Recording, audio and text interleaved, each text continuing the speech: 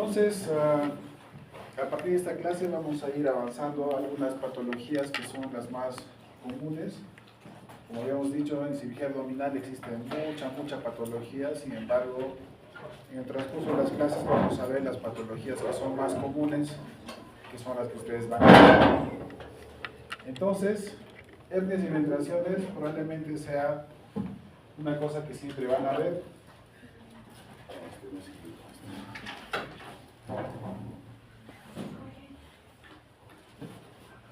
Entonces, la primera pregunta que siempre les van a hacer es ¿cuál es la diferencia entre hernia y eventración? ¿No? ¿Qué es lo que vamos a hacer ahora en la clase? En realidad, la eventración y la hernia comparten muchas cosas, comparten esta estructura, ¿no? Tienen un defecto, que en el caso de la hernia se llama defecto herniario, en el caso de la eventración se va a llamar defecto aventrógeno. Y después tienen un contenido y un continente, ¿no? O sea, ¿a qué me refiero? Que acá adentro va a estar metido, o sea, el contenido va a ser, puede ser epíplon, puede ser intestino, etcétera, ¿no? En cambio, el continente sería la pared o la misma hernia, digamos, que se ha formado, ¿no? Entonces, las dos van a ser exactamente lo mismo, pero van a tener una diferencia, que las hernias son defectos, son las protrusiones o salidas de vísceras o de cualquier órgano, pero a través de un orificio natural. En cambio, la eventración sale a través de un orificio creado. Para que me entiendan, por ejemplo, cuando hablamos de una hernia umbilical, significa que es una hernia en el ombligo, ¿verdad? ¿Y qué salía por el ombligo o qué sale por el ombligo? ¿Qué conducto estaba ahí? El cordón umbilical, ¿no es cierto? Que ya ustedes ya saben por la biología para dónde iba, ¿no? Parte de ese rezago incluso es el uraco, ¿no es cierto? Acá por debajo del ombligo hay una estructura que se ha fibrosado, que antes comunicaba pues con la vejiga, ¿no? Y por ahí salía a través del cordón, ¿no? Entonces, ese defecto en un orificio natural que era donde salía el cordón, pues puede generar con el tiempo la hernia umbilical. O en el caso de la hernia inguinal, en el caso de los varones, ¿qué sale por ahí? Por el conducto inguinal, ¿qué sale? El cordón espermático, ¿no es cierto? Todo el cordón con toda su estructura sale por ahí. O en el caso de las mujeres siempre les van a preguntar eso, ¿qué pasa por el canal inguinal? En los varones, el cordón espermático. En las mujeres, ¿qué ligamento? Ligamento redondo, ¿no es cierto? Que es un vestigio también igual. Y así, ¿no? Entonces, donde sale o donde pasa algo, igual cuando hablemos en la siguiente clase vamos a hablar de hernia hiatal, ¿no? ¿Qué es la hernia hiatal? Es justamente a nivel del diafragma, ese espacio por donde está entrando el esófago de la cavidad torácica, la cavidad abdominal, deja un espacio para que pueda pasar el esófago, ¿verdad? Y cuando ese espacio se abre más de lo normal y a través de eso se mete el estómago hacia la cavidad torácica o el intestino u otras cosas, eso es una hernia hiatal, ¿no? Entonces, todo donde es un orificio naturalmente constituido, hablamos de hernias.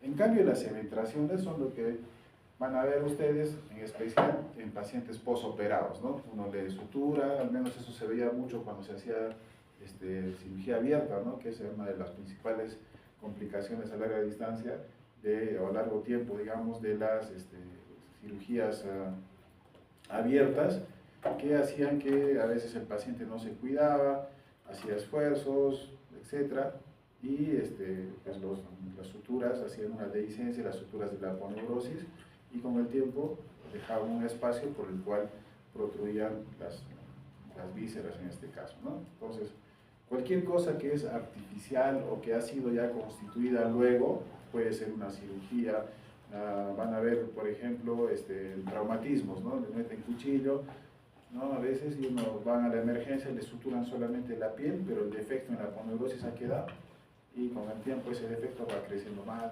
y o sea, por ahí se sale, ¿no? Entonces, cualquier cosa que se haya ya constituido luego va a dar lugar a una eventración, ¿ya?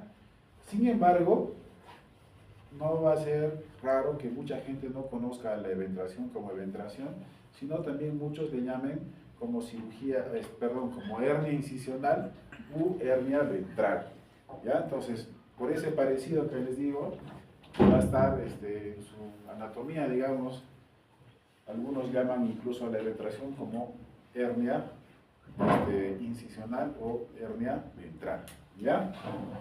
Entonces, en el caso de las hernias, va a ser, como dice acá, un orificio que ya estaba naturalmente constituido. ¿Y qué va a salir? Como ustedes pueden ver, puede salir pues epíplon, ilion, diurno, sigmoides, ciego, apéndice, colon ascendente, vejiga, anexos incluso, ¿no? En el caso de las mujeres, a veces queda atrapada acá en la hernia plural, queda atrapado un ovario, ¿no? Una trompita que se mete ahí, ¿no? Entonces, son cosas raras, pero se describen pues de vez en cuando, ¿ya? Entonces, básicamente esa es la diferencia entre hernia y eventración. Anatómicamente son muy parecidas o prácticamente casi iguales, pero en el caso de la hernia es a través de un orificio naturalmente constituido, o sea, algo normal, digamos, que se ha dado. Entonces, la pregunta que siempre les van a hacer los pacientes es, ¿y por qué tengo hernia, no? ¿Cuáles son los factores que conducen, digamos, a que uno tenga hernia? Entonces, en realidad son muchos factores. Hay factores congénitos y hay factores de riesgo, digamos, o desencadenantes a que el paciente tenga hernia. Y muchas veces es importante conocer esto porque a veces tan solo tratando la enfermedad de fondo podemos disminuir el tamaño o incluso las complicaciones de una hernia, ¿no? Entonces, por ejemplo, ¿no? Cuando hablamos de edad, sexo, obviamente, a más edad, más hernias, ¿no? Por eso es que ustedes van a ver que aquí más operamos de hernias inguinales es a abuelitos, por ejemplo, ¿no? Abuelitos, igual las eventraciones también. ¿Por qué? Porque parte, si ustedes leyeran un poco más de la fisiopatología de las hernias, van a ver que son enfermedades en las cuales tiene que ver mucho el tejido conectivo. O sea, normalmente cuando somos jóvenes, nuestros músculos, todo lo que es ligamentos, etcétera, están pues bien parados, ¿no? Bien, son fuertes, aguantan cualquier cosa, es igual que la columna, ¿no? Cuando uno es joven puede ser así un obeso de miércoles, pero no te va a doler la espalda porque mal que bien tu espalda está bien parada ahí, porque sus ligamentos están funcionando bien, etcétera, ¿no? Pero cuando uno pasa el tiempo y va comenzando a ponerse más viejo, eso ya no es igual y la capacidad, digamos, de los ligamentos ya no va a ser exactamente la misma, de los músculos, etcétera, ¿no? Por eso es que parte de la terapia para hernias discales es más que todo terapia física, ¿no? Revitalizar o darle más fuerza a todas las a toda la musculatura que sostiene, digamos, a la columna, ¿no?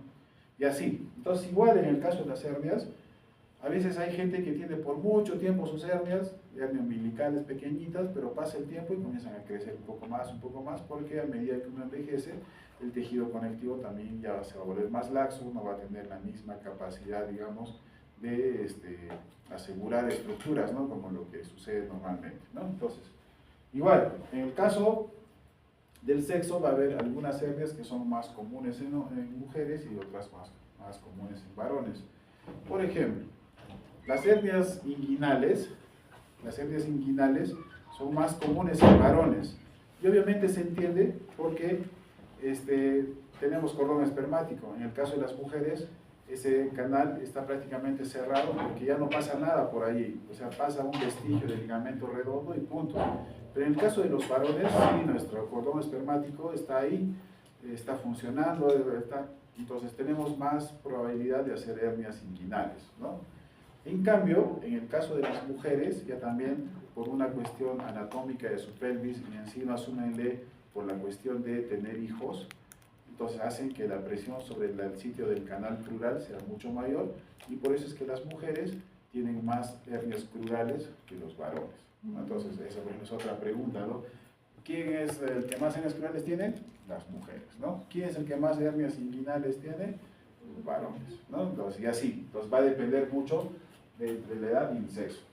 Sin embargo, hay algunos factores de riesgo que van a hacer que uno tenga pues más hernias o tenga esa predisposición a hacer más hernias. ¿Cuáles son? Cualquier cosa, en realidad si ustedes miran acá, todo lo que haga que tengamos la presión intraabdominal mayor, eso se llama síndrome compartimental. Van a ver ustedes cuando hablen en traumatología, van a hablar justamente del síndrome compartimental post-fracturas, ¿no? Entonces, ¿qué pasa? Por ejemplo, sucede mucho en el brazo.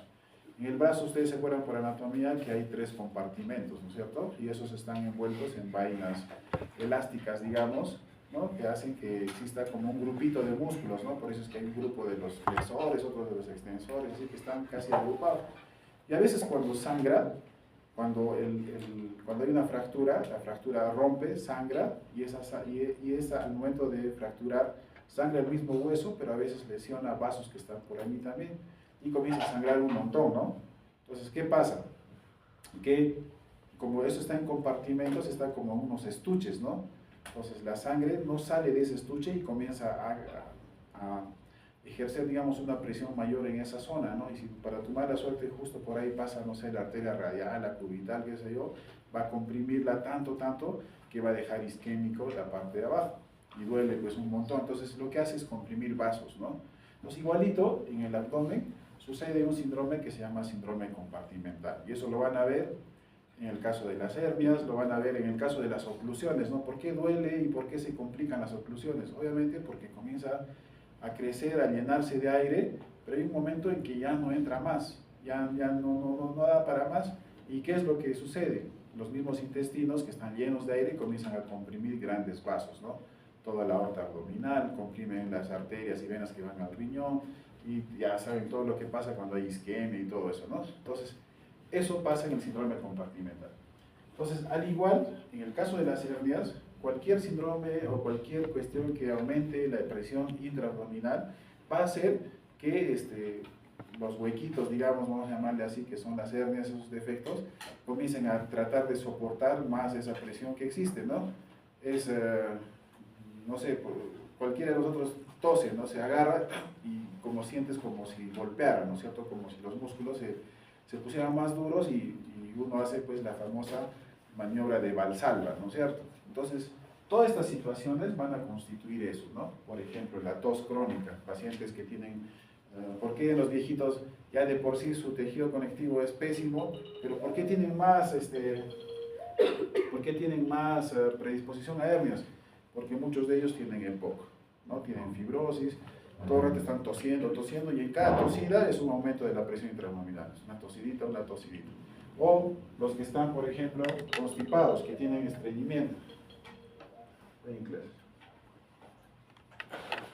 Entonces, los que tienen estreñimiento, igual, ¿no? Van al baño y como no pueden defecar, ¿qué hacen?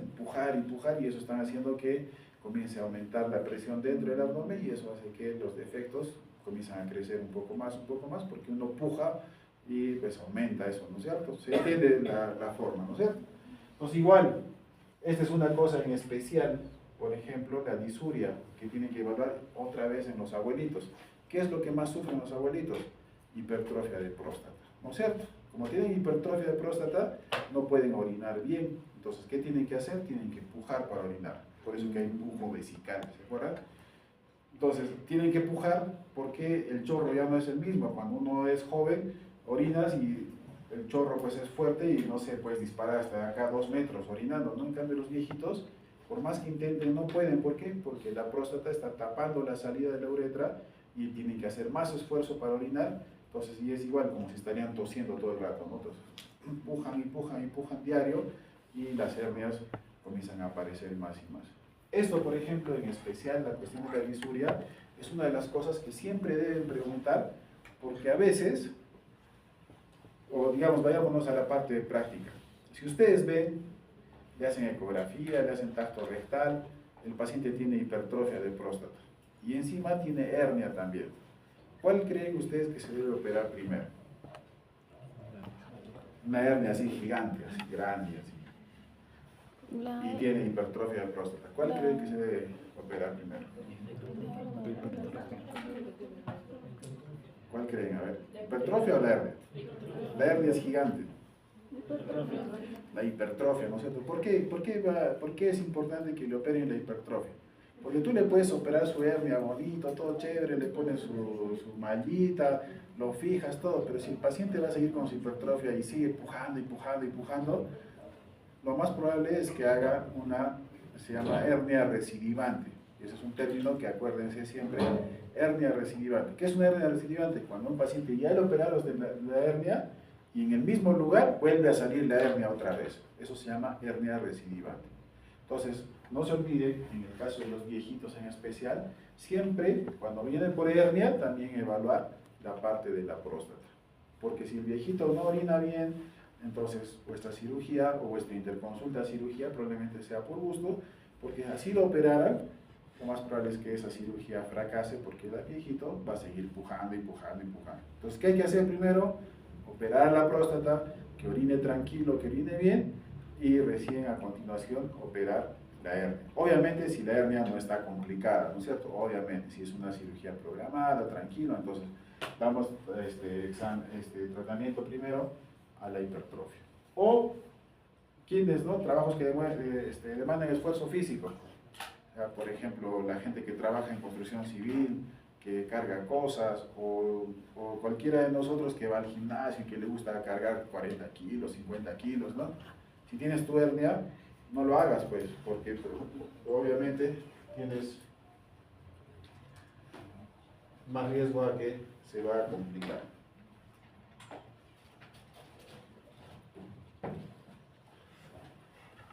Entonces, en base a eso, las hernias se van a clasificar de diferentes formas. Va a haber, de acuerdo a su localización, va a haber, pues ya sabemos que es donde hay un orificio anatómicamente constituido, por ejemplo, pueden ser hernias inguinales, ya hemos visto que sale. No se olvide, en caso de varones sale cordón espermático, en caso de mujeres, ligamento redondo. Las hernias crurales, que también se llaman hernia femoral. ¿Por qué se llaman? Porque justamente pasan por el arco crural. ¿Y qué pasa por el arco crural? El paquete femoral, ¿no es cierto? Entonces, el arco crural, como vamos a ver después, es como un rombito, un rombo por el cual al costadito está el paquete, arteria y vena y nervio femoral, y dejan un triangulito acá pequeñito, que normalmente es pequeño, pero en algunas personas eso se hace más grande y por el costado de la arteria y vena femoral se sale una hernia, ¿no? Pues igual, en el canal, ¿quiénes pasan? Es un orificio, obviamente. ¿Por qué? Porque pasa el paquete femoral, ¿no? En el caso de la hernia umbilical ya hemos hablado, en el caso de la hernia epigástrica va a haber algunas arterias y venas que salen de los planos profundos por detrás del músculo recto, salen hacia la piel y a través de eso pues se puede abrir también y puede causar pues hernias a nivel epigástrico, ¿no? Y así donde haya hernia se va a tomar su nombre, ¿no? De acuerdo a la localización. Por su contenido, entonces, ¿qué cosas se puede meter? Y siempre la gente entiende, ustedes ya no han conocido ese tipo de pelotas, ¿no? Pero antes las pelotas venían así como paños de cuero, ¿no? Que estaban cosiditos. Y incluso ahora se puede ver todavía, ¿no? Cuando se sueltan esos pañitos, ¿qué se sale de adentro? El famoso bladder, ¿no? La bolsa, digamos, que se infla, ¿no? Entonces sale como un chichoncito, ¿no? Entonces, más o menos así es la hernia, igual, los paños de la pelota serían pues los músculos, ligamentos, lo que corresponda, y lo que se sale desde adentro es el famoso bladder, ¿no? Que en el caso de nosotros, ¿quiénes se van a salir? Obviamente el peritoneo, porque es parte del saquito, pero también puede salirse a veces intestino delgado, que es lo más común, se puede salir el epiplo, y pueden salirse algunas otras estructuras como por ejemplo el apéndice, el intestino grueso, a veces la vejiga, etcétera, etcétera, ¿no? De hecho, una tarea que ustedes van a tener es buscar los nombrecitos para algunos tipos de hernias. Por ejemplo, en realidad es tonto aprender eso, ¿ya? Pero lamentablemente a veces en las... Entonces, por ahí a mí, esa es una costumbre de la escuela argentina. En la escuela, ustedes si alguna vez se van a estudiar a Argentina, ¿ya han visto quiénes son los que más libros de anatomía tienen? Los argentinos. Y esos le ponen nombre a todo. La arteria de Pepito, la arteria de Juanita, el nervio de tal, de cual, y así, entonces pues, descubren una variante y ya le ponen nombre, ¿no? Entonces, por ejemplo, igual esa es una costumbre argentina, francesa, que le ponen nombre a algunos tipos de hernia y van a preguntar eso porque a veces les preguntan también, entonces investiguen un poquito al respecto. Por ejemplo, cuando en la hernia crural se mete el apéndice, cuando el contenido es el apéndice, se llama hernia de Amiant. Hernia de Amiant se llama. Y así van a encontrar varios nombrecitos que van a ustedes tener la curiosidad de buscar, porque algunos de esos, de los más comunes, les voy a preguntar, ya les estoy diciendo, Les voy a preguntar en el examen, hernia de Richter, ¿qué cosa es? Le van a poner ustedes, ¿ya? Pues vayan buscando eso. Ahora, por su etiología, normalmente son adquiridas, congénitas, sin embargo, ¿por qué les he puesto traumáticas acá? Porque, como les decía, las hernias incisionales, que son eventraciones en realidad, a veces las consideran dentro de las hernias, ¿no? Entonces es medio confuso la situación de si es eventración o hernia, pero de todas maneras en los libros aparece esto de traumáticas y ustedes podrían decir, pero ¿por qué traumáticas, no? Si se supone que son orificios naturalmente constituidos. Y les estoy poniendo esto a propósito para que se acuerden que algunos libros consideran a la eventración como una hernia incisional o hernia ventral, ¿ya? No se olviden el término recidivadas. ¿Qué son recidivadas? Son hernias que ya fueron operadas, pero que con el tiempo vuelven a aparecer en el mismo lugar. Eso se llama hernia recidivada o también hernia recidivante, es lo mismo. Esto sí es importante que ustedes conozcan y entiendan bien cuál es la diferencia. ¿Cuáles son reductibles? ¿Cuáles son irreductibles? ¿Cuáles son coercibles, incoercibles? ¿Cuáles son deslizadas, atascadas, encarceladas, obstruidas y estranguladas? Esos son términos que deben conocer muy bien. Y a eso vamos a explicarles. ¿Qué creen ustedes que es reducible o reductible? Es igual, lo mismo. Como su nombre dice, imagínense que la hernia está acá, yo la empujo, ¿no? se entra, ¿no es cierto? Y listo. Eso se llama reductible, o sea que puede volver a su lugar, ¿verdad? Truquito. A veces vienen los pacientes, al menos en hernia umbilical, vienen así, ¿no? Y te dicen, no, a mí siempre yo lo puedo meter, pero no sé por qué esta vez no puedo meter mi hernia, ¿no? Entonces, no se olvide, y a veces el primer instinto de la gente es agarrar ese globito que se está saliendo, que es el intestino, ¿no? ¿Y qué hacen? Con un dedito tratan de empujarlo. Nunca se empuja con un solo dedito. ¿Por qué? Porque a veces está lleno de aire y si tú le metes un dedo nada más y le estás queriendo meter, puede ser de que la presión en un solo punto sea mucho mayor y ese globito de intestino, digamos que está lleno de aire o de agua o de contenido intestinal, tú cuando le haces mucha presión lo puedes reventar. O sea, peor si está estrangulada, ¿no? Si está necrosado el lazo del intestino, es fácilmente que está más friable de lo normal y tú lo puedes reventar. Entonces, ¿qué hay que hacer? Nunca meter con un solo dedito, sino si está así el globito, imagínense que todo este es el globo, agarren con los 5 dedos y traten de al mismo tiempo reducir y meter. Nunca se olviden también de que si una hernia es irreductible, o sea, ustedes intentan y no se puede, déjenlo así, no intenten estar metiéndolo a la fuerza porque pueden lograr que se reviente o tal vez por el tiempo que ha estado mucho tiempo ahí ya esté gangrenada el asa y ustedes lo reducen y aparentemente todos felices, pero en realidad están metiendo un asa que ya está gangrenada. Entonces no hay que presionar a que la hernia regrese a su sitio de todas maneras. Si ustedes ven que el paciente no persiste el dolor, etc., mejor mándenlo al hospital o háganle la interconsulta cirugía para operar. Entonces se entiende bien qué es reducible y qué es irreductible, ¿no es cierto? Reducible cuando tú lo puedes regresar a su sitio, punto. Irreductible o irreducible cuando tú intentas, pero no se puede. Simplemente no se puede.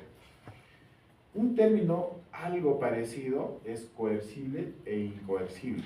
¿A qué se refiere? Como ustedes van a ver muchas veces, hay pacientes que agarras, está con su hernia, agarras, lo metes, entonces lo regresas a su sitio y listo, el paciente tranquilo. Pero en algunos pacientes, metes la hernia, pero apenas sacas la mano, otra vez se sale. Eso se llama incoercible, o sea que no puede quedarse en su lugar. O sea, tú lo reduces, es cierto, ¿no? Lo reduces, la metes adentro de la hernia, pero sacas la mano y se vuelve a salir. Eso se llama irreductible. Perdón. Aló.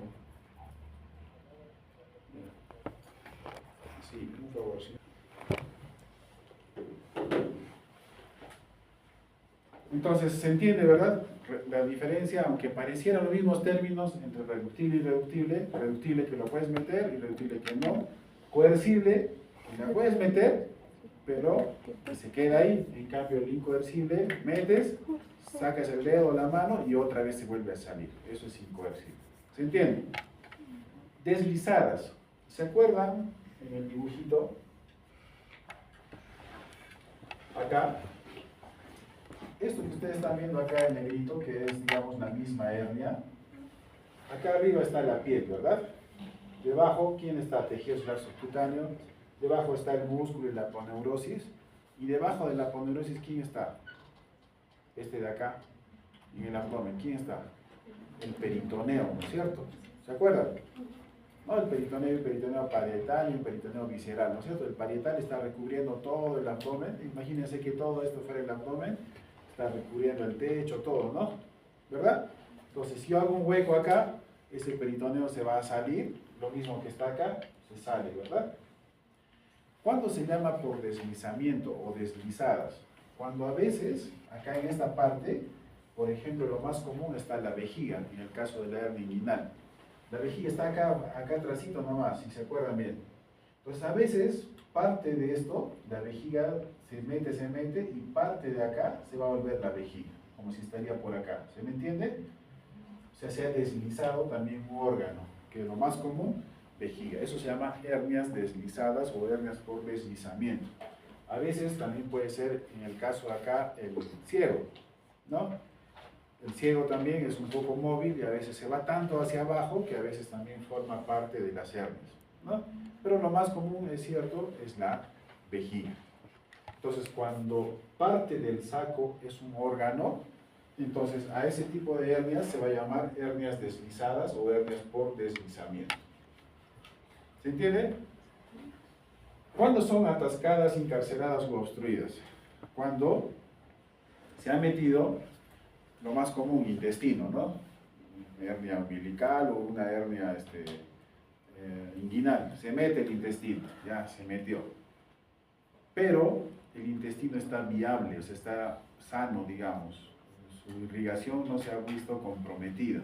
O sea, hay mucha gente, los viejitos, por ejemplo, que tienen hernias, en especial las indirectas, que ahorita vamos a ver cómo son, se meten tanto hasta la hernia escrotal, hasta la región escrotal, que el intestino ya encontró incluso su propia casita, vamos a llamarle así, ¿no? Ya se ha acostumbrado y están años de años. Tú lo quieres volver a su lugar, pero no, se regresa nuevamente. ¿Por qué? Porque ya encontró un espacio donde estar.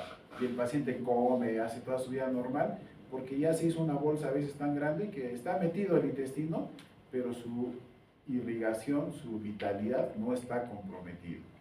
A diferencia de las estranguladas, estas por lo general, las encarceladas son más crónicas, en cambio las estranguladas son las emergencias de verdad, porque a veces se mete el intestino y como tiene un defecto, se han visto ahí un defecto herniario, a veces como una boquita nada más. El otro día ya hemos tocado incluso hernias con los de la rotación y han visto que es un defecto, ¿no? Así pequeño, y a veces los intestinos se meten allí y se comienzan a llenar de líquido, ¿no? Y hacen una zona de obstrucción, y como están así tan tensos, ese espacito hace como si fuera un torniquete, comprime los vasos que van hacia ese intestino, y con el paso de las horas se comienza a isquemizar o incluso gangrenar y hasta incluso a veces necrosar y perforar.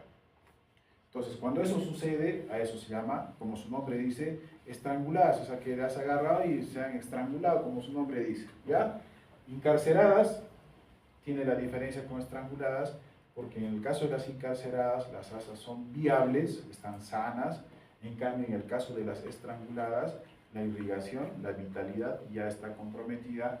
Y en este caso, en el caso de las estranguladas, aparte de solucionar la hernia, probablemente también, o no probablemente, seguramente tendremos que hacer una resección intestinal y hacer anastomosis, ¿no? En cambio, en las encarceradas, como las asas están viables, no hay problema, ¿qué hacemos? Lo regresamos todo a su sitio, lo metemos todo, devolvemos y cerramos el defecto, le ponemos la malla y listo, se acabó la cirugía. ¿Ya? ¿Se entiende todos los términos? ¿Hay alguna duda al respecto? Todo está bien, ¿no es cierto? Esta es una pregunta fija también. Diferencia coercible, incoercible, estranguladas, todo eso, ¿verdad? Siempre les van a preguntar eso en todo lado. Entonces, las hernias más comunes son las que ustedes van a ver acá. Las hernias epigástricas, las que están, como su nombre dice, en la región epigástrica. Las hernias umbilicales, las hernias incisionales, que son en especial en los sitios donde había cortecitos, ¿no? Cirugías, en este caso, esta zona es la zona del de la cirugía del apéndice, por ejemplo, ¿no? Las hernias inguinales, las hernias femorales o hernias crurales, las hernias de Spiegel, que son otro tipo de hernias, y así, ¿no? Fíjense, de acuerdo a las modalidades topográficas, mira cuántas hernias puede haber, ¿no? Entonces acá están algunos de los nombres que les decía, ¿no? Cuando es una hernia de Lauger, de Hesselbach, de Cloquet, que es el caso de las hernias crurales, por ejemplo, estas, y así, ¿no? Entonces hay varios tipos de hernias. ¿Qué tenemos que hacer cuando evaluamos a un paciente? Nunca se olviden, el otro día justo en la rotación vimos, primero, antes de nada, al paciente que tiene hernias se le evalúa parado. Porque ¿qué pasa cuando estás parado? Que tienes el mismo peso, la gravedad hace de que se vean mucho mejor las hernias, ¿no? Entonces siempre al inicio evaluar al paciente paradito. Ya después de eso lo vas a echar. Obviamente en cirugía se cumple lo que se hace en todos los cursos, siempre hacer una buena semiología. Entonces hay que buscar el tiempo de aparición. O sea, si yo tengo una hernia que me duele desde hace recién 3 horas y estoy vomitando y todo eso, probablemente tenga que pensar más en una hernia obstruida, estrangulada, más que una hernia encarcerada que puede estar pues ahí 6 meses, 1 año, 2 años, ¿no? Como normalmente pasa si ustedes tienen un familiar, un viejito, por ejemplo, a veces hay gente que tiene hernias mucho tiempo y no le ha pasado nada. Pero si el tiempo de aparición es cortito y tiene muchos síntomas, dolor, distensión, etc., entonces mi calidad de interconsulta tendrá que ser, pues, o de manejo, digamos, tendrá que ser de más preocupación, digamos, porque sé que puede estar estrangulado, ¿verdad? Entonces siempre hay que pensar, hay que preguntar acerca del tipo de aparición, síntomas asociados, lo que veíamos en los antecedentes, ¿no?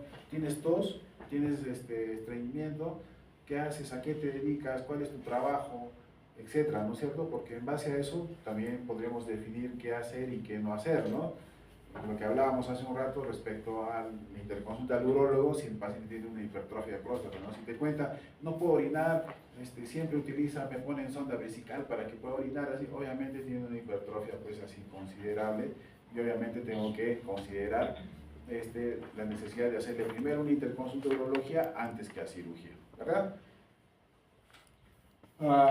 Lo que les decía, siempre comenzar la evaluación con el paciente de pie, ¿no? Siempre inspeccionar, ¿no? No tengan reparo, si sospechan de hernias inguinales, crurales, háganle bajar el pantalón sin miedo al paciente para que puedan ver bien. A veces tan solo comparando un lado con el otro lado, uno puede notar ya la presencia de una hernia, ¿no? Solicitar al paciente que realice maniobras de Valsalva, ¿no? Entonces, a mí, por ejemplo, me gusta cuando quiero evaluar al menos hernias umbilicales, eventraciones, hernias epigástricas, ¿no? ¿Qué me gusta hacer? El paciente echado y le digo, a ver, trata de sentarte un poquito. Entonces, el paciente cuando trata de hacer esto, al toque hace una maniobra fuerte y pum, pum, pum, pum, comienzan a aparecer todas las hernias, ¿no? O le pides que puje, ¿no? A ver, puja, o a ver, tose, entonces ahí en cada tosida se nota un poco más, en cada pujada también. Pero a veces la gente no entiende mucho, a veces la gente del campo, a veces le dices puja y comienza a soplar, entonces como que no te ayuda. Entonces, con el tiempo he ido aprendiendo que para mí, a mí personalmente me ayuda muy bien el hecho de que el paciente esté echado y que le digas, ya, levántate, haz como si quisieras sentarte. Entonces, por más abuelito que sea, va a tratar de hacer esto y cuando lo que hace fuerza y pum, salen las hernias. Entonces, siempre solicitar al paciente que haga maniobras de Valsalva. Y luego vamos a hacer, como lo que vamos a ver de acá un ratito, hacer maniobras de palpación para diferentes tipos de hernia, ¿no? Según a su localización y a sus complicaciones. Esto es importante. ¿Se acuerdan antes cuando hablamos que ustedes sospechan que un intestino esté metido y que no hay que estar metiéndole dedo y empujándolo? Siempre, a veces, existe la disyuntiva, ¿no? Y si es el epiplon sí yo lo puedo manipular un poco más tal vez, ¿no? Porque no va a pasar nada, ¿no? Pero el intestino no. Entonces, ¿qué hay que hacer? Si ustedes sospechan ese epiplon, ese intestino, no estoy muy seguro, pónganse un estetoscopio y si escuchan en el sitio de la hernia, escuchan ruidos hidroaéreos, quien está metido ahí es mi intestino, obviamente, ¿ya? Entonces, es una buena maniobra escuchar la zona de la hernia con un estetoscopio por si escuchan ruidos hidroaéreos, lo cual nos haría entender que lo que está metido ahí es un intestino. Entonces, como hemos visto, hay varios tipos de hernias, ¿no? Y una de las hernias probablemente más comunes sean pues las hernias inguinales. Tienen que averiguar cómo es el cuadrilátero de Frouchot y cómo es el triángulo de Hesselbach. Son reparos anatómicos que les van a preguntar siempre, ¿ya? Averigüen, esa es vuestra tarea, por si es que les pregunto ahí en el examen, ¿no? Entonces, en el cuadrilátero de Frouchot, que tiene que ver con unas líneas que se hacen a nivel de los músculos rectos, de las espinas, del pubis, ¿no? Las líneas axilares anteriores, uno más o menos encuentra pues la zona por donde va a estar pasando el canal inguinal, el ligamento, y ahí uno puede ubicar toda esta anatomía, donde uno puede ver esto, ¿no? Este es el famoso ligamento inguinal, y esto nos va a ayudar para que este cuadrilátero, para ver que todo lo que está por encima, o sea acá, todo lo que está por encima del ligamento inguinal va a ser hernias inguinales. En cambio, lo que les decía antes, como un rombito, digamos, es el canal crural, donde están estos dos redonditos que son la arteria y vena femoral. Entonces, todo lo que está por encima del canal, del ligamento inguinal, son hernias inguinales. Y todo lo que está por debajo del ligamento inguinal son hernias crurales. ¿Ya? Acuérdense, encima del ligamento inguinal, hernia inguinal. Por debajo del ligamento inguinal, hernia crural. Entonces, ahí se va a formar pues este famoso triángulo de Hesselbach. También averigüen, estudien un poco. Tiene que ver mucho con las arterias epigástricas, y para eso, ¿para qué nos sirve mucho eso? Para decir, en el caso de, ¿se acuerdan ahorita del dibujito? Este es el ligamento inguinal, todo lo que está acá arriba es el canal inguinal, digamos, por donde van a estar las hernias inguinales, y lo que está acá abajo son las hernias crurales, ¿no? Acá están de arteria y nervio femoral, ¿no es cierto? Entonces, este triángulo de Hesselbach nos va a ayudar anatómicamente a nosotros los cirujanos para decir cuál es hernia directa y cuál es hernia indirecta, ¿no? Por ejemplo. La cuestión es de que ustedes sepan y encuentren más o menos esta anatomía, ¿no? Digamos, esta disposición.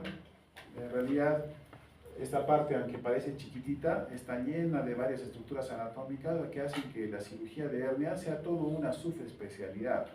O sea, operar una hernia aparentemente es sencillo, pero no es tan sencillo porque hay un montón de estructuras anatómicas que nos ayudan al momento de las reparaciones de la hernia, ¿no?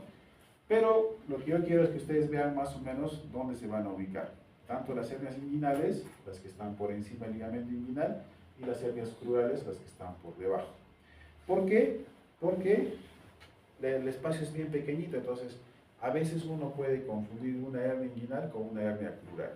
Si eso les pasa, no se sientan mal, porque a nosotros a estas alturas del partido muchas veces nos pasa eso, porque están muy cerquita. ¿Se dan cuenta? La intención de la figura es mostrarle así en grande, parece que fuera una cuestión espectacular, pero en realidad este es un espacio de este tamañito así, donde uno, pues, digamos, a veces es difícil ver si es una hernia inguinal o si es una hernia crural. Entonces, no se hagan problemas, no, pero a veces no, pero ¿qué me van a decir si me equivoco?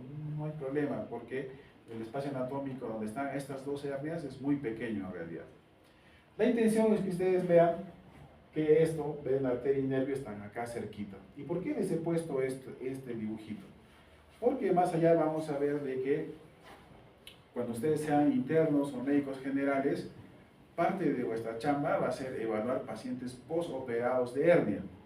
Y cuando uno evalúa un paciente posoperado, claro, es cierto evaluar cómo está el corazón, el pulmón, etcétera, etcétera, pero también hay que ver las complicaciones que pueden suceder a nivel local. ¿Y por qué es importante este dibujito? Porque como ustedes pueden ver acá, acácito hay un paquete, ¿no?, vasculonervioso que es muy importante, que es el paquete femoral. ¿Y por qué es importante? Porque tanto en la hernia inguinal como en la hernia crural, a veces cuando ponemos los puntos para cerrar el músculo y poner la malla, a veces metemos puntos muy profundos o que agarren mucho tejido, y lo que hacen es ajustar, ¿no?, comprimir este grupo de vena, arteria y nervio. ¿Y qué pasa? Va a suceder exactamente lo mismo cuando tú te pones una media muy ajustada, un elástico así. ¿Qué pasa con las horas? Se nota obviamente el elástico, pero ¿qué pasa hacia abajo? se va a hinchar, ¿no es cierto? Entonces, le pasa eso a las abuelitas que ya de por sí tienen problemas de varices, ¿no? De retorno venoso inadecuado. Se pone una media que tiene un elástico muy fuerte, se hace una cinturita y hacia abajo todo hinchado. ¿Por qué? Porque disminuye el retorno venoso, ¿no es cierto? Entonces, cuando disminuye el retorno venoso, lo que pasa es de que se comienza a acumular líquido, se edematiza y por eso se hincha, ¿verdad? Entonces, cuando ponemos nosotros la malla o ponemos puntos para cerrar los defectos, ¿no? Por ejemplo, en el caso de la hernia crural, a veces tan solo hay que poner unos puntos que unan este ligamento inguinal con el Cooper que está acá abajo, le ponemos puntos que lo cierren esto con esto, esto con esto, entonces ya queda cerrado esto, de lo que estaba así va a quedar así, ¿no? Entonces ya, ¿no? Pero a veces lo cerramos tan entusiastamente que comprimimos la vena, arteria y nervio. ¿Y qué tienen que hacer ustedes como internos, como estudiantes o como médicos? Evaluar siempre la pierna de ese lado, ¿no? Si me han operado de hernia inguinal o hernia crural derecha, siempre evalúen ustedes la pierna de ese lado, el miembro inferior de ese lado. ¿Por qué? Porque si he comprimido mucho, ¿qué va a pasar? Lo mismo que si la media, ¿no es cierto? Van a encontrar al día siguiente o los días siguientes que este miembro del lado que han operado va a estar todo aumentado de volumen. Entonces ustedes comparan el lado izquierdo con el lado derecho y el lado derecho, digamos, si es que me han operado de una hernia derecha, podría estar así todo grueso, ¿no? Aumentado el volumen. Entonces eso tengo que evaluar. ¿Por qué? Porque si yo continúo con eso, se va a edematizar aún más y va a ser incómodo, etc. Y eso nos va a ayudar a definir que probablemente mi mallita esté muy ajustada y tenga que reoperar al paciente para soltar los puntitos y dejar que el retorno venoso sea el adecuado. Entonces, siempre evaluar la pierna de ese lado. O también evaluar quién está pasando por acá. Está pasando el cordón espermático. ¿Y en el cordón espermático qué hay? Ahí, como vamos a ver acá un ratito, creo que está a continuación. Sí está a continuación. Acá está el cordón espermático. ¿Y quién está pasando por el cordón espermático? Es todo un grupo de estructuras, ¿no es cierto? Que son... No, esto no. Esto.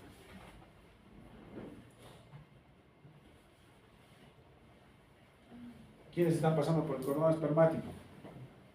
Miren todo lo que pasa por el cordón. Pasan la arteria y vena testicular, pasan el conducto deferente, arterias y venas deferentes, arterias cremasterianas, el mismo músculo cremaster. ¿Para qué sirve el músculo cremaster? Para que el testículo suba y baje. ¿Para qué? La temperatura. La temperatura del testículo. ¿Y para qué? Para que los espermatozoides puedan vivir a una temperatura adecuada y no se mueran, ¿no es cierto? Entonces, por eso es de que la gente joven no debe utilizar boxer, ¿no? Esos boxer así, cohetes de striptease, ¿no? ¿Por qué? Porque no le dan espacio a que su testículo, o sea, una cosa tan tonta como esa, a veces es causa de infertilidad. O sea, hay gente que usa así todo cohete, todo así chupado, pantalón, pitillo, así todo, ¿no? ¿Y qué pasa? Que los testículos no tienen espacio para descender, subir y bajar. ¿Y qué pasa? Están muy calientes y obviamente sus espermatozoides no van a ser tan viables, o una parte muy pequeñita de espermatozoides puede estar sano, digamos, y otro gran grupo no estar sano, ¿verdad? ¿Se entiende? Entonces, para eso es el músculo cremaster, ¿no? Para subir y bajar el testículo cuando hay mucho calor o mucho frío, para que los espermatozoides puedan estar en una temperatura adecuada, ¿verdad? Y además hay nervios, plexo pampiniforme, filas nerviosas simpáticas, ramas del nervio genitofemoral, vasos linfáticos, etc. Entonces, ¿qué pasa? Igual, a veces ponemos la malla y comprimimos mucho el cordón. El otro día vieron cuando operamos una hernia, ¿se acuerdan? Le hice como un ojalito para que el cordón pueda pasar. ¿Y qué pasa si lo ajusto mucho? El cordón se va a ajustar, ¿no? Va a ajustar todos estos, miren, arterias, venas, etc. Van a disminuir el retorno venoso. ¿Y qué va a pasar al día siguiente si ajusto mucho el cordón? ¿Qué creen? El testículo va a estar, el del lado izquierdo pequeñito, normal, y el derecho va a estar todo edematizado, gigante, ¿no? Entonces, no se olviden, por los dibujos que hemos estado mostrando, que las estructuras son tan pequeñitas, tan cerquita, que a veces podemos comprometer algunos vasos y nervios como los femorales o los vasos que están en el cordón y hacer que en el día siguiente el paciente tenga o el miembro de ese lado o el testículo de ese lado hinchados, ¿no? Edematizados por disminución del retorno venoso, ¿no? Entonces se dan cuenta, como les decía, operar hernias no es sencillo. Ustedes no están acá obviamente para aprender a operar hernias, pero sí a reconocer algunas complicaciones que pueden pasar después de una cirugía de hernia, ¿no? Entonces, esta es una pregunta clásica que les hacen especialmente a los residentes, ¿no? Cuando cortan acá, ¿cuáles son los tejidos que van a encontrar? ¿No? Desde piel, tejidos vasculares, músculo oblicuo, ¿no? Que hemos estado cortando el otro día, ¿se acuerdan? Abrimos la aponeurosis, botamos el músculo para un costado, son todas estas cosas que vemos acá, ¿no? Es más una cuestión de técnica quirúrgica. Esto es importante porque en base a esto, ¿te acuerdan cuando vimos el otro día, hicimos maniobra de Landívar con los que estamos botando? ¿Qué hemos hecho en el caso de los varones? En el caso de los varones, este es el canal inguinal, acá está el orificio externo, ¿no? El orificio inguinal externo, y al fondo está el interno profundo, ¿no? Entonces, ¿qué pasa en el caso de los varones? Cuando hacemos la maniobra de Landívar, ¿qué hacíamos? Justo metíamos por acácito, ¿no? Se hace como un ojal, se ubica porque el pene está acá, y justo debajo del pene nomás, uno puede agarrar y meter un dedo como si fuera un bolsillito. No sé si se acuerdan cuando hicimos la palpación al paciente, se podía meter, incluso lo puedes levantar al paciente, ¿no? Porque es como un estuche, ¿no? Por los músculos, ¿no? Dado por los músculos. Entonces, conocer esta anatomía nos va a ayudar al momento de hacer el examen, ¿no? Especialmente en varones. En mujeres no va a pasar eso porque acá ya no pasa nada y eso está completamente colapsado y es difícil que ustedes, si a una mujer, puedan hacer un tacto del orificio inguinal externo o superficial. En el caso de los varones sí, porque por ahí está pasando el cordón espermático, ¿no? Hemos visto esta diapositiva donde están, esto sí les van a preguntar siempre, ¿cuál es el contenido del canal inguinal en las mujeres? El ligamento redondo que va hasta el útero, que es de fijación en realidad, vestigios de una arteria. Y en el caso de los hombres, el cordón espermático. ¿Quiénes conforman el cordón espermático? Esto sí es pregunta fija que les hacen siempre, ¿no? Pregunta de anatomía en realidad, que les hacen siempre a los internos, ¿no? ¿Quiénes componen el cordón espermático? Pues ya saben todo lo que hay. Básicamente, el conducto deferente, ¿no? Que es como un tallarincito, ¿no? ¿Se acuerdan que el otro día se los mostré? Era como un tallarincito que cuando uno toca el cordón, uno puede sentir eso, ¿no? Y después de eso, varias otras estructuras, como ustedes ven acá, nervios, arterias, venas. Se está durmiendo. Listo. Esto es importante. Las hernias inguinales hay de tres tipos en realidad. Las directas, las indirectas y las hernias mixtas o en pantalón. Cuando uno habla de directas e indirectas, si quiere meterse un poco al fondo de la anatomía y ver la cuestión ya como cirujano, ¿se acuerdan del triángulo de Hesselbach? Ahí está la arteria epigástrica, ¿no? Y todos los que están mediales, o sea, hacia este lado, imagínense que la arteria está por acá, todos los que están para acá son hernias directas, las que están hacia afuera, externas a la arteria epigástrica, son hernias indirectas, ¿ya? Eso es anatómicamente, digamos, al momento de poner los puntitos y todo eso. Pero con fines de conocimiento general, lo que siempre les van a preguntar, ¿cuáles son las directas? Las que salen de la cara posterior. En cambio, las indirectas son las que salen junto con el cordón espermático a través del agujero profundo. Para que se entienda, ustedes pueden ver acá. En el caso de la indirecta, va a salir de acá del fondo, de atrás. En cambio, en el caso de la indirecta, va a salir junto con el cordón espermático. ¿Se acuerdan del anterior donde había un orificio interno y un externo? Acá. Entonces, cuando la hernia sale, digamos, del monitor de atrás, ¿no? Es la fascia transversalis directa. Pero cuando sale junto con el cordón, a través del cordón, eso se va a llamar indirecta. Por eso es de que ustedes, a veces tan solo viendo, como este baja con el cordón que va hasta el testículo, a veces se acompaña y es el típico paciente que tiene una hernia, se llama inguinoescrotal. ¿Por qué? Porque baja hasta el escroto. Y esa es la clásica hernia indirecta, la más fácil de reconocer. En cambio, la directa es la que sale por la fascia transversalis, que es la pared posterior. ¿Verdad? ¿Se entiende hasta ahí? ¿Y cuándo es mixta en pantalón? O en pantalón, cuando la directa y la indirecta están al mismo tiempo. O sea, hay gente que tiene una hernia por acá y otra que le está saliendo por acá. Como si tuviera como un pantalón por acá y por acá, ¿no? Entonces, si les preguntan cómo es una hernia en pantalón, es una hernia inguinal en la cual coexiste una directa con una indirecta. ¿Ya? ¿Se entiende? ¿Sí? ¿Cuál es el cuadro clínico de una hernia inguinal? Pues facilito. Dolor en región inguinal, el paciente se queja siempre, no, hay algo que me sale acá, me duele, cuando hago esfuerzo peor. Irónicamente, las hernias chiquititas duelen más que las grandes al inicio. ¿Por qué? ¿Se acuerdan del saquito? ¿Quién formaba el saquito? ¿Qué estructura formaba el saquito? ¿Hemos hablado? El peritoneo, ¿no es cierto? El que forma el saquito de la hernia es el peritoneo. Y el peritoneo tiene una característica. ¿Se acuerdan igual que la uretra que les dije? Que era bien inervado, ¿no es cierto? Por eso es que las peritonitis duelen como miércoles, ¿no? Porque tienen mucha inervación y eso hace de que sean muy sensibles al dolor, o en este caso a la irritación. Entonces, en el caso de las hernias pequeñas, a veces duelen más todavía. ¿Por qué?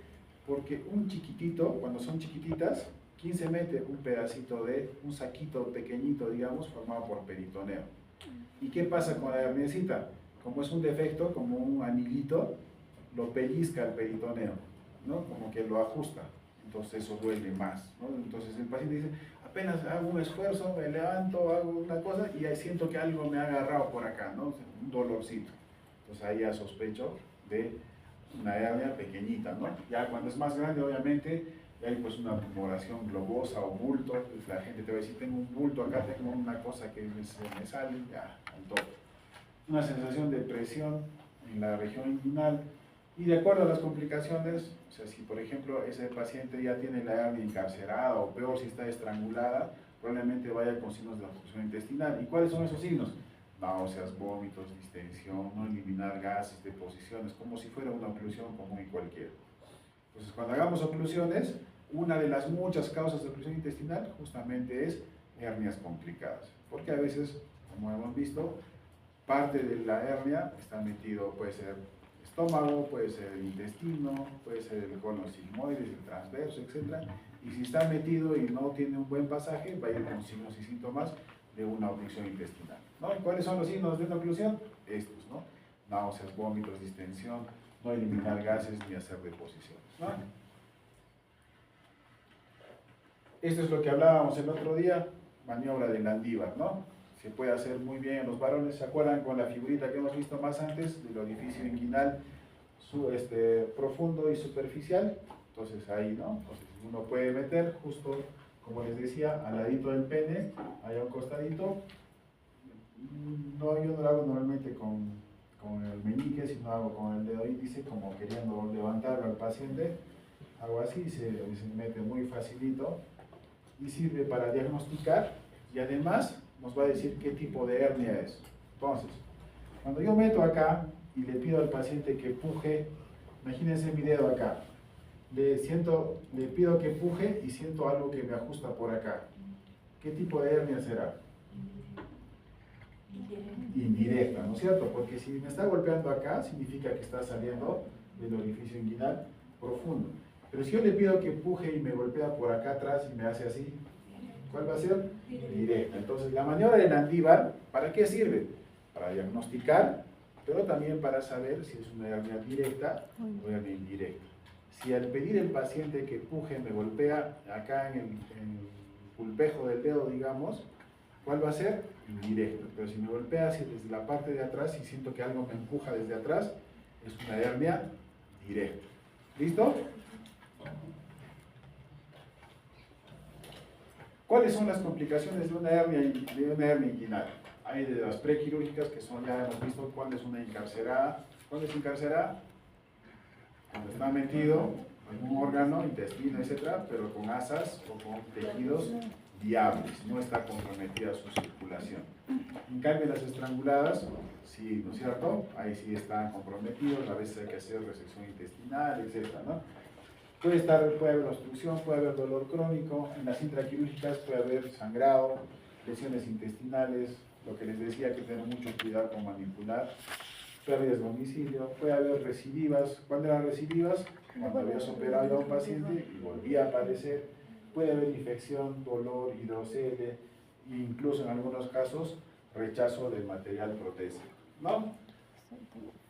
Hay gente que puede hacer alergia a las... Es una pregunta clásica que le hacen los pacientes. ¿Y mi malla cuándo me la van a retirar? Las mallas no se retiran, se quedan ahí para toda la vida, excepto cuando hay rechazo.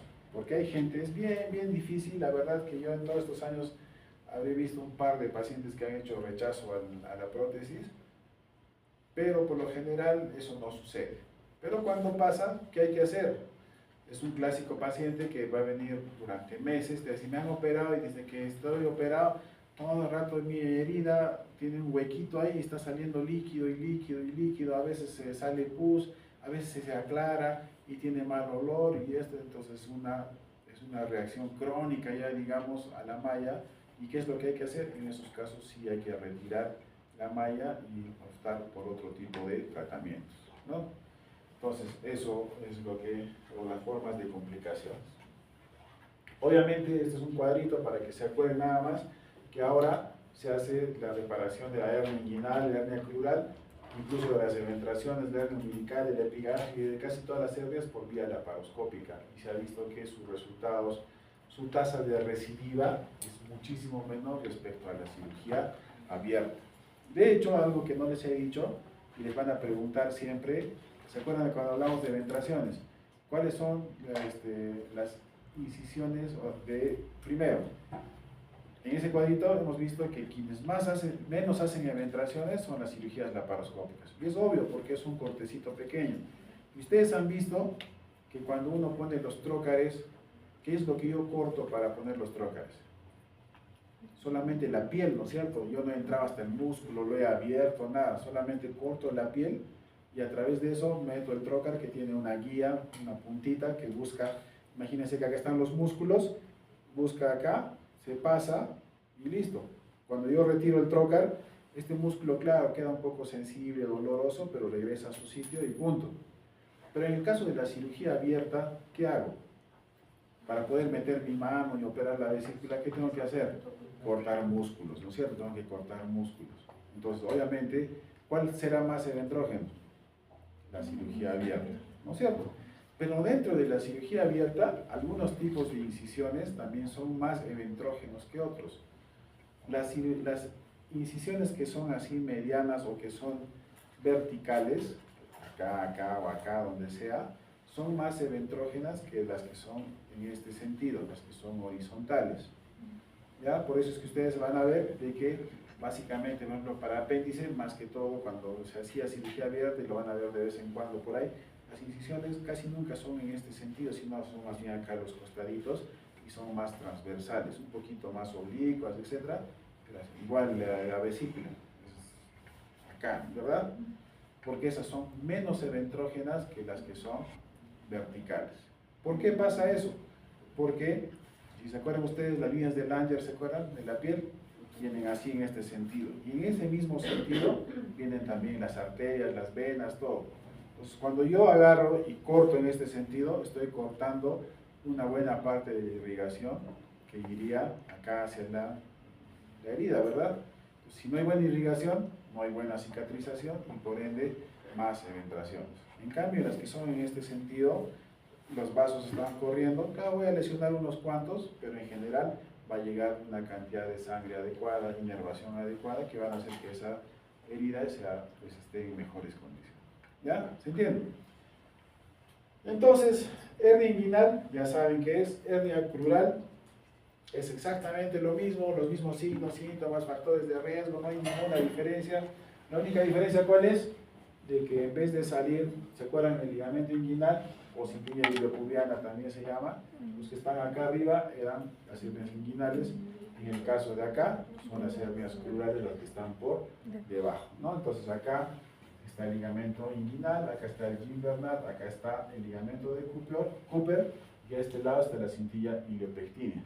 Dentro de eso va a estar la arteria y vena y puede salir, las hernias van a salir por cualquiera de estos triangulitos que ustedes están viendo. Claro, lo más común es que salga por acá, pero también a veces salen, acá están algunos nombrecitos los que les dije, ¿no? Cuando salen por debajo del ligamento de Cooper se van a llamar hernias de Cloquet. Cuando salen entre la cintilla iliocubiana y el paquete, hernias de Hesselbach, hernias de Lauger, las que salen por acá, y así un montón de cosas que en realidad, como les decía, no tiene mucho sentido. Sin embargo, léanlas, acuérdense, porque por ahí les preguntan cuál es la hernia de Cloquet, ya saben, ¿no? Ya saben, la hernia crural que sale por debajo del ligamento de Cooper, por ejemplo, ¿no? La cuestión es de que ustedes vean de que así como podía salir por el canal inguinal, también puede salir por el canal crural, y es exactamente lo mismo. Las complicaciones, ya no vamos a repetirlas, porque igual se pueden encarcerar, se pueden estrangular, se pueden deslizar, exactamente igual. ¿Cuáles son los signos y síntomas? Igual, dolor, masa palpable, náuseas, vómitos, no eliminas gases, deposiciones, que está obstruido, etcétera, etcétera. No hay gran cosa que aprender al respecto. Solamente darse cuenta que si están bien pegaditas, pero no son lo mismo. Hernia inguinal, la que está por encima del ligamento inguinal, saliendo por el canal inguinal, como su nombre dice, y las hernias crurales o hernias femorales son las que salen por el canal femoral. Las hernias epigástricas son hernias que uno las puede chequear igualito, ni más ni menos, signos y síntomas exactamente igual, masa palpable, dolor, bla, bla, bla, bla. Si está obstruida, dolor, distensión, etcétera, exactamente igual, solamente que en el caso de la hernia epigástrica, ¿dónde están localizados? En la región, como su nombre dice, región epigástrica. O sea, entre, ¿cómo se llama este apéndice? Sifoides, ¿no? Hasta más abajo, por encima del ombligo, ¿no? Esta es la región epigástrica, como ya saben ustedes. Ahí están saliendo algunas arterias y venas que van atravesando la vaina de los rectos y salen hacia la piel para irrigar la piel de la zona, y a veces en esa salidita de esos vasitos se puede formar una hernia también. ¿Cómo es la hernia umbilical? Pues igualito, masa palpable, bla, bla, bla, bla, bla, solamente que solo que esta sale en la región umbilical. Hay desde las muy pequeñitas hasta las muy grandes. ¿Qué hay que tener en cuenta? Que hay hernias umbilicales congénitas o faloceles congénitos cuando hay un defecto de la pared misma, ¿no? Cuando hay un defecto, incluso hay otros defectos que ustedes van a ver cuando hagan neonatología, no se cierra y a veces los intestinos y todo están fuera, ¿no? Se llama gastrosquisis. Incluso hay niños que no tienen pared abdominal y el estómago nace y solamente está la pielcita y ahí se ven los intestinos incluso, ¿no?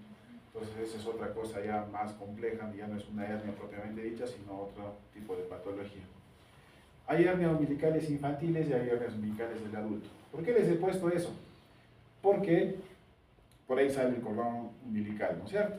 En el caso de los niños, algunos, como han visto ustedes, ese defecto queda grandecito.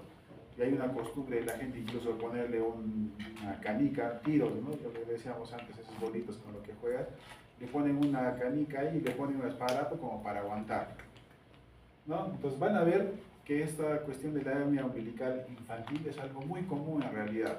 Y si ustedes palparan a casi todos los neonatos, casi el 90% tienen un defecto, que obviamente en la mayor parte de ellos pasan 2, 3, 4 semanas, un mes y se cierra. Pero en algunos puede quedar más tiempo. Entonces la primera pregunta que les va a hacer el paciente o el familiar, les va a decir, ¿y hasta cuándo voy a esperar para operarle a mi hijito? Entonces la respuesta es de que la hernia umbilical infantil es normal y se puede esperar hasta más o menos, algunos dicen 2 años, otros dicen 4 años, pero como que se ha establecido de que esas hernias solamente se operan a partir del 3er año. O sea, si tu bebito a los 6 meses tiene una hernia umbilical pequeña, ¿me preocupo? No, ¿no es cierto? Porque es normal. Eso con el tiempo se va a ir cerrando. ¿Hasta cuánto tengo que esperar?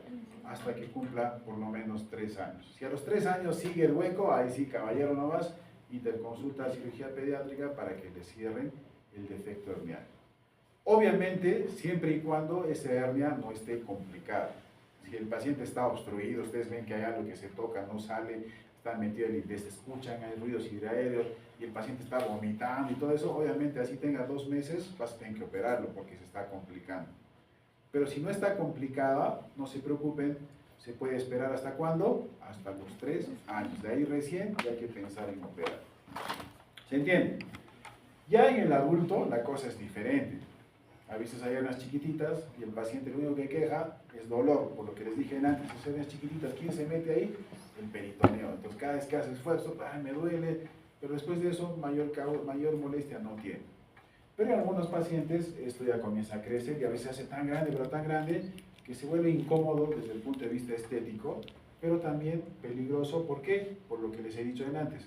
Se puede meter ahí un intestino, se puede encarcerar, se puede estrangular incluso, y tu simple hernia puede acabar ya no solamente en una hernioplastia, sino en una resección intestinal, anastomosis y todo el show, ¿no? Lo cual hace que la cirugía sea mucho más complicada y el riesgo para el paciente obviamente mucho mayor. Entonces, ¿se operan las hernias umbilicales? Sí, en el adulto sí se tienen que operar por más pequeñitas que sean. Ya no es como en el niño, que tú podías esperar más o menos hasta los 3 años, ¿no? 3, 4 años, ya arrástralo. Pero después de eso, caballero nomás, pequeña, grande, más o menos grande, todas se tienen que operar. ¿Listo? Esas son las hernias más comunes, sin embargo, hay otras hernias también que pueden aparecer por ahí y tienen incluso su nombrecito propio, ¿no? La hernia de Greenfield, ¿cuál es? La hernia lumbar, que ustedes van a sentir acá, ya no en la pared anterior del abdomen, sino hacia posterior. Estoy investigando un ratito, por favor. Y lo que uno tiene acá son pues algunos triángulos lumbares, se llaman, donde van a salir algunas estructuras, ¿no? En el caso del triángulo lumbar superior, la hernia de Greenfield. En el caso del triángulo lumbar inferior, la hernia de Petit. Esa hernia de Petit, no sé por qué tienen los exámenes con la hernia de Petit, pero acuérdense bien de la hernia de Petit, van a ver que se repite siempre. ¿Cuál es la hernia de Petit?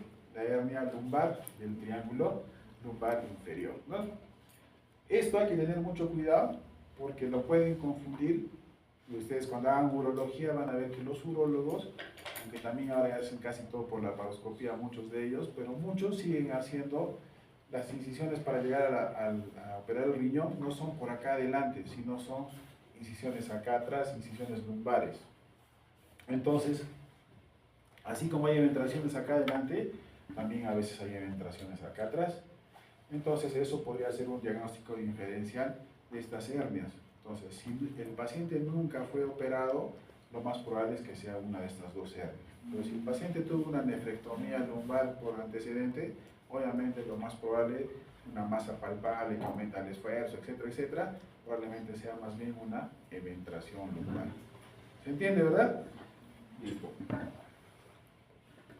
Las hernias obturatrices son unas hernias más posteriores todavía.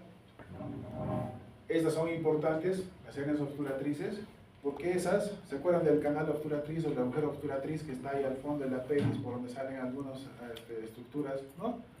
Esas no son como la inguinal y la epidural que tú las puedes palpar, sino el paciente se va a quejar de dolor crónico, me duele acá adentro, como si sintiera que cuando hago esfuerzo, o sea, te cuenta todo de una hernia, pero tú le palpas y no le encuentras nada y dices, qué raro, no, pero sí tengo algo y cuando hago esfuerzo me duele más todavía. Entonces ahí tengo que pensar en hernia obturatriz. ¿Y por qué se las he puesto? Porque la hernia obturatriz, como no se puede palpar, la única forma de diagnosticarla es a través de una tomografía. La cirugía es exactamente tiene mucha ventaja desde que hay cirugía laparoscópica. Vamos a hacer tarde o temprano alguna hernioplastia laparoscópica con ustedes y van a ver de que esos espacios son fácilmente accesibles por la laparoscopía. Incluso la parte de la hernia obturatriz, pues bajas nada más un poquito, ves el huequito, le pones una malla y listo, se acabó la historia. O sea, tratarla no es muy difícil, lo difícil es diagnosticar. Entonces, paciente que tiene, acuérdense, paciente que tiene todos los signos y síntomas de una hernia, sensación de pesadez, dolor al hacer esfuerzo, cargo algo y me duele, me fastidia, etc. Y tú le palpas y no encuentras nada, siempre en tu cabecita, uy, ¿qué tal si al menos en mujeres, ¿no? Por los antecedentes de partos, multigestas por lo general, ¿no? siempre pensar en la hernia obturatriz. ¿Y qué le hace pedir? Tomografía. ¿Ya? Método diagnóstico de las hernias obturatrices, tomografía. No hay ecografía que sirva ni nada, ¿no? El diagnóstico, como dice acá, es tomografía. ¿Ya? Ya hemos estado hablando un poco de eventraciones. ¿Qué son eventraciones?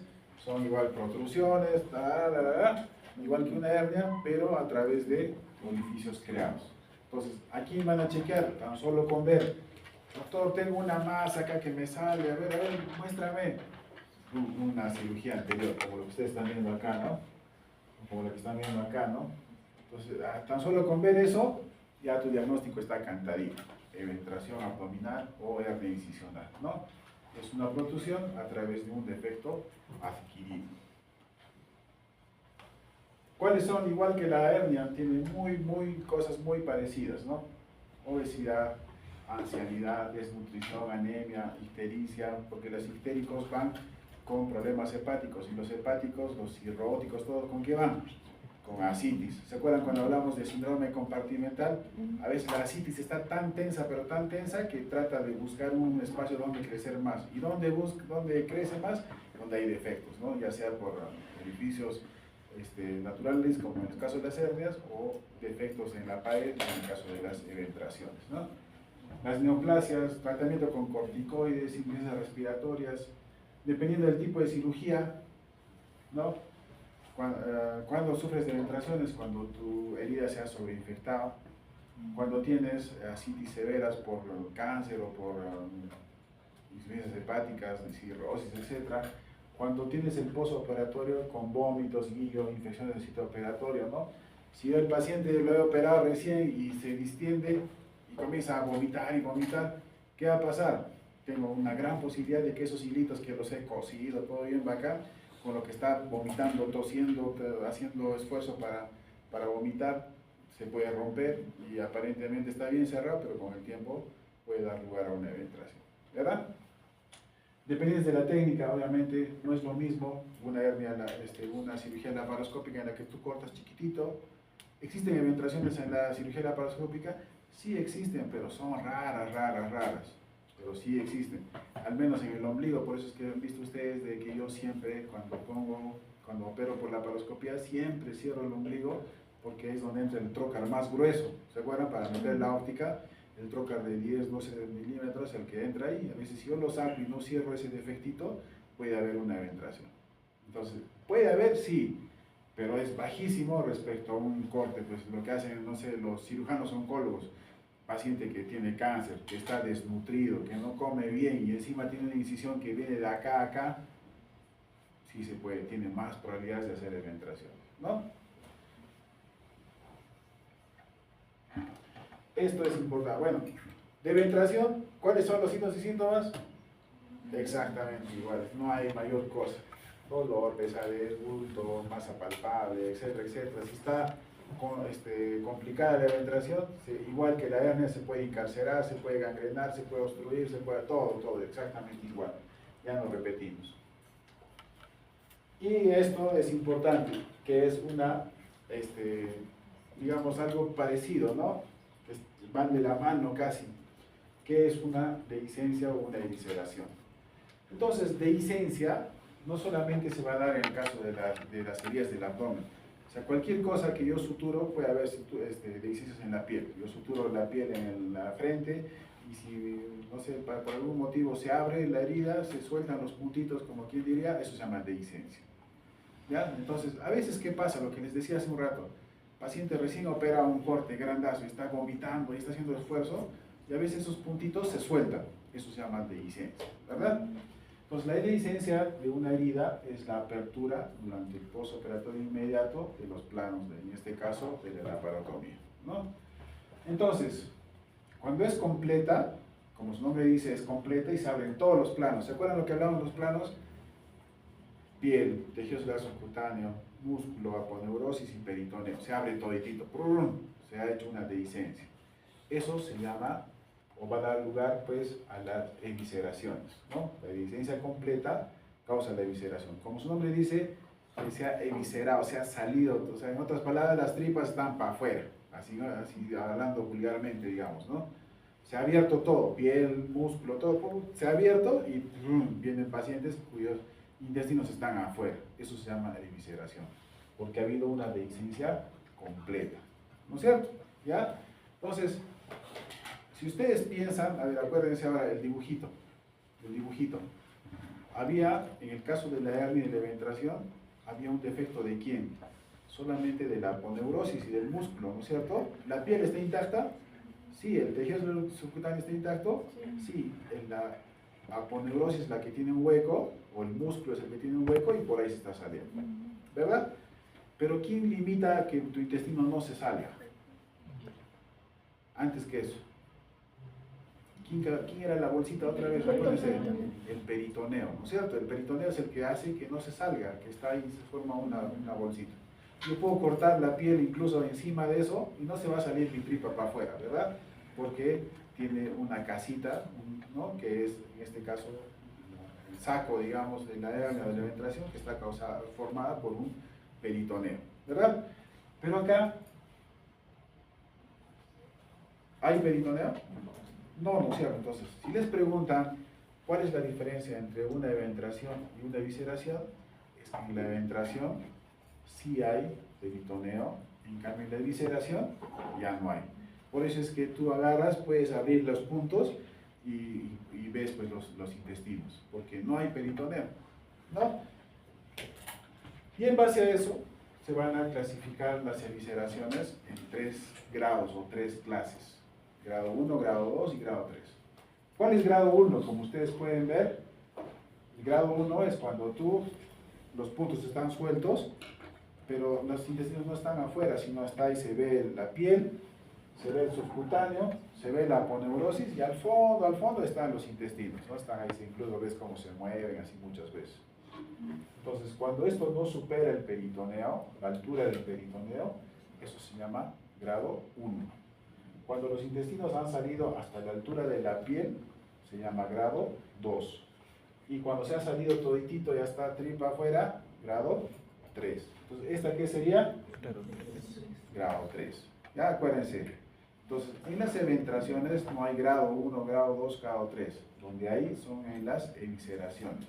Les digo eso porque a veces en los exámenes les hacen equivocar, ¿no? Entre eventración y evisceración, les dicen, ¿cómo es la eventración grado 2? Y hasta les ponen una figura muchas veces.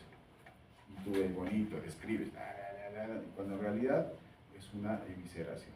No se olviden, ¿cuál es la diferencia entre eventración y evisceración? En la eventración no hay peritoneo, en la evisceración, perdón, en la eventración hay peritoneo, en la evisceración no hay peritoneo. Todos los planos había una dehiscencia completa, o sea, se ha abierto la piel, se ha abierto el músculo, se ha abierto la aponeurosis, el subcutáneo y también, en especial, el peritoneo. ¿Listo? Entonces, ¿se entiende? Todo. ¿Qué hay que hacer en las evisceraciones? Volviendo un ratito. ¿Qué hacemos en las evisceraciones? A veces, cuando las evisceraciones son de grado 1 y el paciente está en mal estado, lo único que hacemos es cerrar la piel y todo esto. ¿Para qué? Para que con el tiempo este peritoneo va a ir creciendo poquito a poco, lo va a tapar, la piel se va a tapar, claro, el músculo no se va a tapar, ¿y en qué se va a convertir? ¿Qué va a pasar si la piel está cerrada, el peritoneo se crece, se tapa? En una eventración. Entonces, a veces tan solo cerramos la piel para hacer que ese paciente, su evisceración, se convierta en una eventración y que con el tiempo lo operemos de su eventración tranquilo, pero cuando ya esté en mejor estado. En cambio, a esta no es algo que lo vamos a dejar asícito, ¿no? ¿Por qué les he puesto esta figura? En realidad decirles, porque a veces pasa eso. Ustedes están en vuestro serum, ahí en, no sé, Pitumarca, no sé, paciente sale recién operado, aunque Pitumarca es pista, pues en otros sitios, carretera, se sube a su camión, llega, golpe, esfuerzo, que encima a veces el viejito se va solito a su casa porque no hay quien lo recoja, cargando sus cosas, llega y bum, bum, bum, bum, se abre todo y pum, se eviscera. ¿Qué vas a hacer en ese caso de una evisceración? ¿Qué vas a hacer en tu puesto de salud? ¿Qué van a hacer? Si tu evisceración está así, Bacán. Bacán. Sutúrale la piel. Aunque sea mándalo al hospital, pero lo primero que tienes que hacer es suturar la piel para que no se siga saliendo todo. Cierres esa barrera que es la piel, ¿no es cierto? Y hagas que no se infecte por adentro, no haga abscesos, etcétera, etcétera. Pero si está así, es difícil que tú lo regreses. Pareciera fácil que no lo meto otra vez. Si se puede hacer, ¿qué tienes que hacer? Primero, lavar, ¿no? Con cloruro tibio. No se acuerden, o no se olviden, perdón, de que los intestinos tienen inervación, ¿no? Entonces una inervación que cuando ustedes le ponen cosas que son extremas, por ejemplo, frío, yo le echo agua fría, si le echo de frente al intestino puede generar un reflejo vasovagal. Entonces, el reflejo vasovagal ya saben que puede pasar, incluso puede ser un paro cardíaco, ¿no es cierto? Entonces, ¿qué hay que hacer? Lavas con agua tibia. Si por ahora ves un flaquito, un abuelito que está así tela y que tiene espacio como para que lo regrese a su sitio y le pongas puntos, chévere, bacán. Pero si no se puede, denle una lavadita y lo único que tienen que hacer es cubrir esto con gasas furacinadas o con compresas húmedas. Le ponen una buena cantidad encima, le ponen su esparadrapo, pones vía, inicias antibiótico, inicias analgésico, protector gástrico, y lo hidratas, todo lo que haces normalmente en una emergencia y lo mandas. No estés intentando meterlo, porque de por sí manipular el intestino ya genera un reflejo vasovagal. Y si tú le pones cosas y estás tratando de hacer, puedes generar cosas más graves. Entonces, ¿qué haces en una visceración grado 3? Que no se puede reducir, lo único que tienes que hacer es darle una lavadita, gasas furacinadas, compresas o compresas húmedas y mandarlo al hospital. ¿Listo? ¿Se entendió? ¿Alguna pregunta respecto a hernias, eventraciones, evisceraciones?